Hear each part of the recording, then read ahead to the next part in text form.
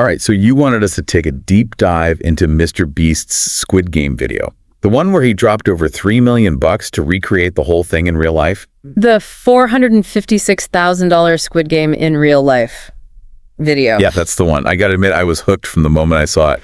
So, are you ready to break it all down? Absolutely, let's do it. Okay, so first things first. What exactly did Mr. Beast recreate from the actual show? Like, which games? He actually recreated all 6 games from the series. Whoa, all 6? Yep. Red light, green light, honeycomb, tug of war, marbles, Jack G, and even the glass bridge. No way. He did the glass bridge. Seriously? Yeah, they went all out. But instead of ending with the deadly Squid Game from the show, he swapped it out for musical chairs. That makes sense. Yeah. A little less lethal for the real life version. Right. But still, I mean, talk about scale. This wasn't just a couple of friends messing around in a park, right? Definitely not. This was a massive undertaking. Mr. Beast had 456 contestants, all competing for a $456,000 prize. And the sets. They were incredibly detailed, designed to perfectly match the show. Wow. That's crazy. Yeah, and get this. The budget for the whole thing was reportedly over $3.5 million. That's more than some Hollywood movies. It really is. It shows you the power YouTubers like Mr. Beast have these days. They're basically operating on a Hollywood level. It's pretty mind-blowing. Yeah. So let's dive into the first game. Red light, green light. I always thought that one was super creepy, even just watching it on the show.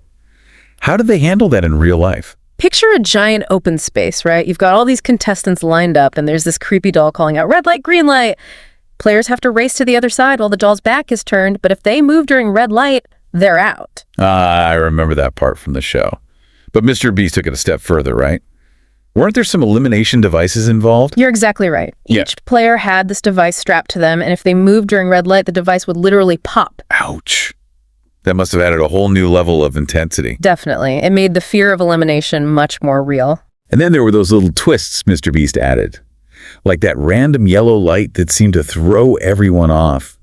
And the time he let player 067 call out green light. That was a fun touch. It kept things interesting and playful, just like the show. I noticed something when I was watching. There was one player who just didn't move at all. Like they were in dead last the entire time. Oh, yeah, I remember that. They said they were letting everyone else clear a path first. Not sure if that strategy worked out for them, though. Huh. I guess we'll have to see. Okay, so next up is the honeycomb challenge. I always thought that one looked super nerve-wracking. I mean, carving out a tiny shape from a fragile honeycomb cookie, that's a recipe for disaster, right? Definitely a lot of pressure. Players had 10 minutes to perfectly carve out their chosen shape without breaking the cookie. They could choose a circle, a triangle, a star, or the super difficult umbrella shape. I can only imagine the stress. Oh, and didn't Mr. Beast's friend try to sabotage the game at one point? Yeah. He snuck up and tried to drop a lighter into the game. Classic Mr. Beast, right? Always causing a little chaos. But some players did really well, right? Like I remember someone actually managed to carve out the umbrella shape. Yeah, that was incredible. Talk about skill and precision, especially under that kind of pressure. Okay, let's move on to tug of war. This one always seemed pretty straightforward, but I imagine there's more to it than meets the eye, right? For sure. It's not just about brute strength. Players had to form teams of 10, and there was a lot of strategy involved. You could see them carefully choosing their teammates, looking for strength, and a good mix of skills. I bet. But even with a great team, there were no guarantees, were there? Nope. The matchups were determined by a random draw, so you never knew who you'd be up against. That meant you needed more than just muscle. You needed good strategy for pulling and coordinating with your team. I can only imagine the intensity. And speaking of intensity, things got really interesting with players 067 and 456. They both made it through tug of war, right? They did. Those two were definitely channeling the main characters from the show. Their rivalry added a whole other layer to the competition. Okay, buckle up, because things are about to get emotional. It's time for the marbles game. Oh man, the marbles game. This is where things get real. Yeah, it's the ultimate test of friendship. Players are paired up with their best friend, but only one of them can move on to the next round. It's heartbreaking to watch. It really highlights that moral dilemma of self-interest versus loyalty. Right. Like, do you betray your friend for a shot at winning? Or do you stay true to your friendship and risk losing it all? Exactly. And the marble games themselves varied quite a bit. Some were traditional games, while others were more creative. There was even one pair who were throwing marbles at a wall, trying to get them closest to a target. That's crazy. But the moment that really got me was when those two friends decided to flip a coin for the entire pot of marbles. Talk about trust. Right. That was incredible. It really shows you the power of friendship and how far some people are willing to go for each other. Okay, we've got 2 games left. Up next is Duyakji. Now, I'll be honest, I'm not super familiar with this one. Can you give me a quick rundown? Sure. So Edakji is a traditional Korean game that uses these folded paper tiles. The goal is to use your tile to flip over your opponent's tile. It's actually a lot harder than it sounds because it requires a ton of precision and strategy. Interesting. So kind of a warm-up for the glass bridge. Yeah, exactly. It built up the suspense for what was coming next. Oh man, the glass bridge. Yeah. That's the one where you have to choose between glass panels. Some are strong enough to hold your weight and others. Well, Let's just say you don't want to choose the wrong one. yeah, that one had everyone on the edge of their seats, including me.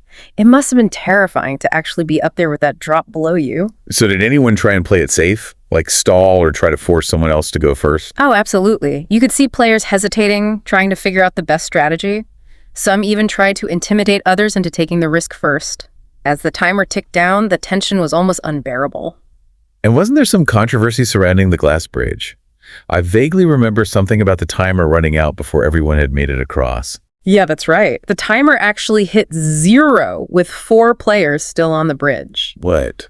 So what happened then? It was a tricky situation, but Mr. Beast reviewed the footage in slow motion and determined that those 4 players were unfortunately out of the game. Wow, that's tough. But I guess it shows that even in a chaotic competition like this, rules are rules. Right. So that leaves us with our final 6 contestants all vying for that grand prize. But wait a minute. Instead of ending with the deadly Squid Game, Mr. Beast swapped it out for musical chairs. He did. And honestly, I think it was a brilliant move. It kept that same level of suspense and elimination, but without the violence. And everyone knows how to play musical chairs right. It was a smart way to make the finale relatable to a huge audience. Exactly. I bet those final rounds were still super intense, though. Oh, absolutely. Every elimination had the crowd going wild. But in true Mr. Beast fashion, even though only one person could win the $456,000, he gave the runner-up $10,000. Oh, that's awesome. So after all that excitement, who ended up winning the whole thing? Player 079 took home the grand prize. They fought their way through all 6 games and came out on top. Wow, what a ride. This real-life Squid Game was a wild mix of intense competition, crazy strategy, heartwarming friendship, and seriously impressive production. Expert speaker, what stood out to you the most? It's amazing how this video manages to capture those same themes from the show, right? Like survival and what people are willing to do for money. But at the same time, it has this heartwarming element to it. You see these genuine friendships forming between players, and it just adds this whole other layer of complexity. It really makes you think, like, what choices would you make in that kind of pressure cooker? That's such a good question, and one we need to explore further. But first, we need to take a quick break. We'll be back in a flash to continue unpacking this fascinating video. Yeah, it really does make you think, what would we do if we were in their shoes? Right. It's like this crazy social experiment playing out on YouTube.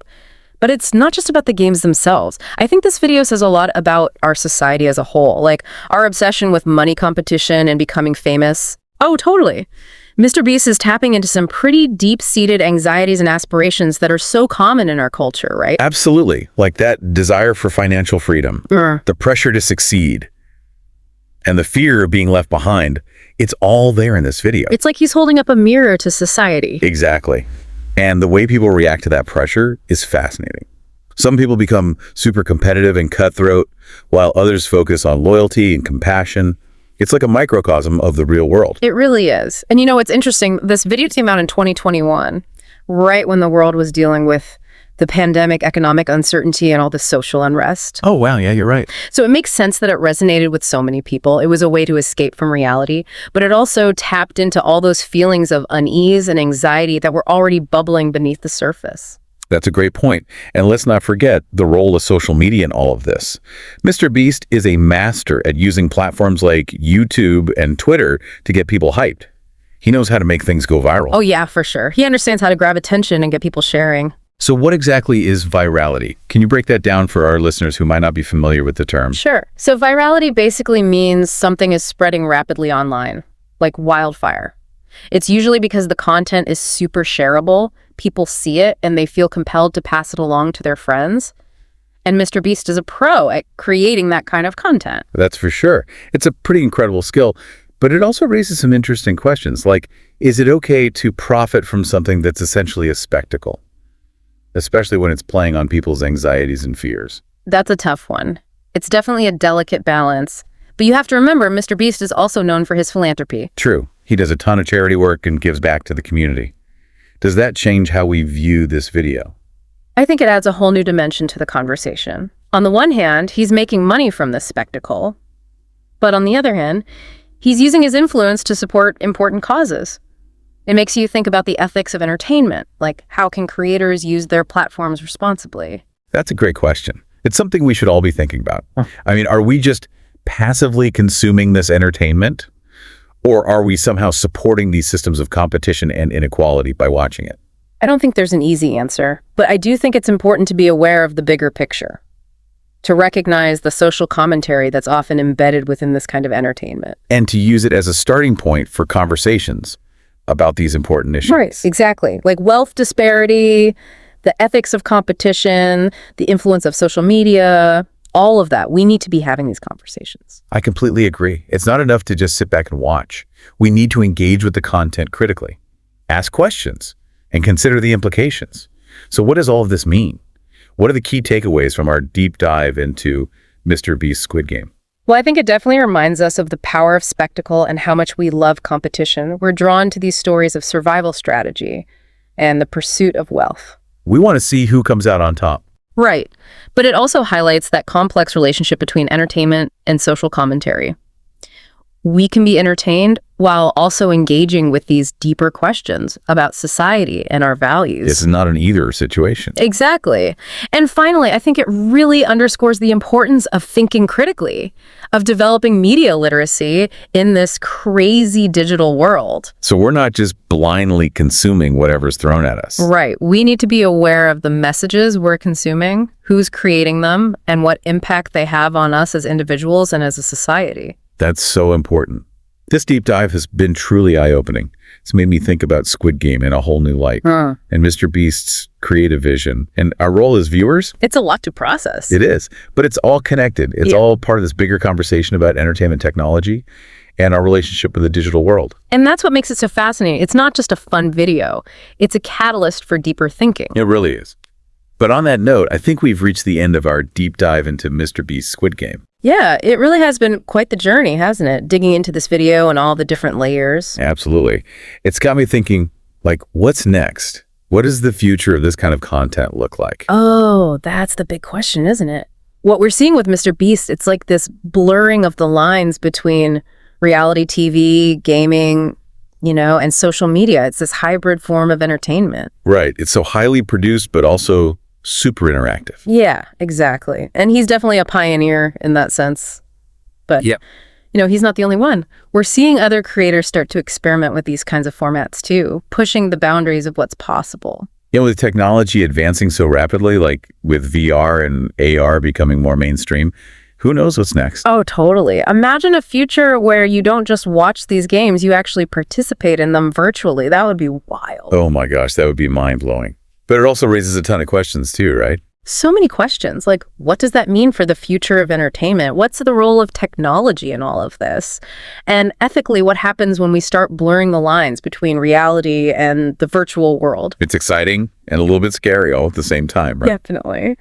But one thing's for sure, Mr. Beast and creators like him are shaping the future of entertainment, and it's going to be fascinating to see where they take us. Well said.